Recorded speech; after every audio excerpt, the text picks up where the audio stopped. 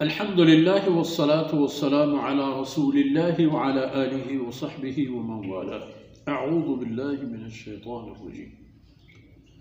فإذا مس الإنسان ضر دعانا ثم إذا خولناه نعمة منا قال إنما أوتيته على علم بل هي فتنة ولكن أكثرهم لا يعلمون. قد قالها الذين من قبلهم فما أغنى عنهم ما كانوا يكسبون.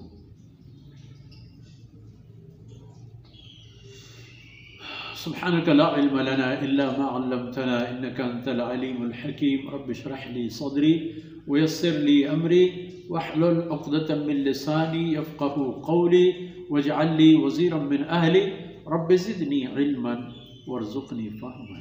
ثم أما بعد. گرامی قدر بھائیوں بہنوں اور پیارے بچوں،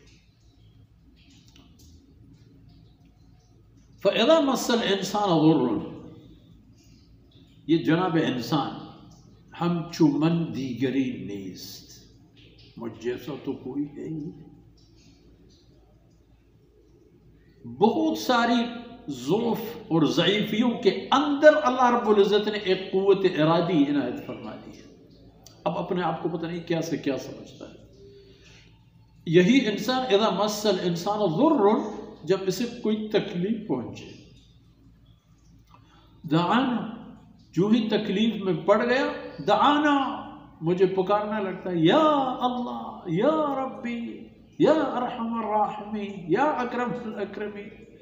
حالانکہ اللہ رب العزت کی عظیم الشان اور عظیم الصفات ذات ہمیشہ یہی ہے، ہمیشہ آپ پر مہربان ہے، ہمیشہ آپ کو پال رہا ہے، لیکن مصیبت کے وقت تم اس کو پکارتے ہو اور مصیبت کے بعد پھر کیا ہوگا؟ ثم اذا خولناہ نعمہ، پھر جب اللہ فرماتے ہیں میں اس کو مصیبت کے بدلے میں نعمت عطا کرتا ہوں، قال انما اوتیتہ علی علم، بھول جاتا ہے، یہ نہیں سمجھتا کہ یہ سب کچھ مجھے اللہ رب العزت نے اپنی مہربانیوں سے دی ہے۔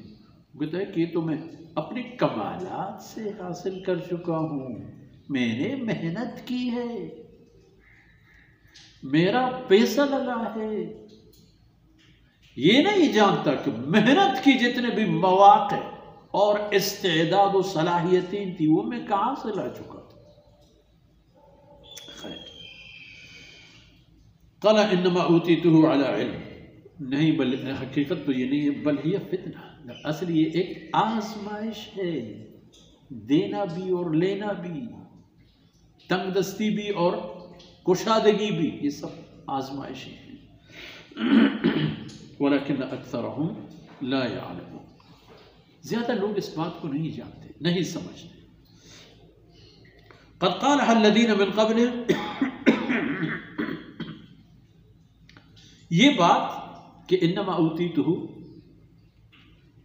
علی علم، یہ بات اور اس جیسی باتیں آپ کی قوم اور آپ کے زمانے کے لوگوں سے پہلے جو اقوام اور ملتیں گزری ہیں انہوں نے بھی یہی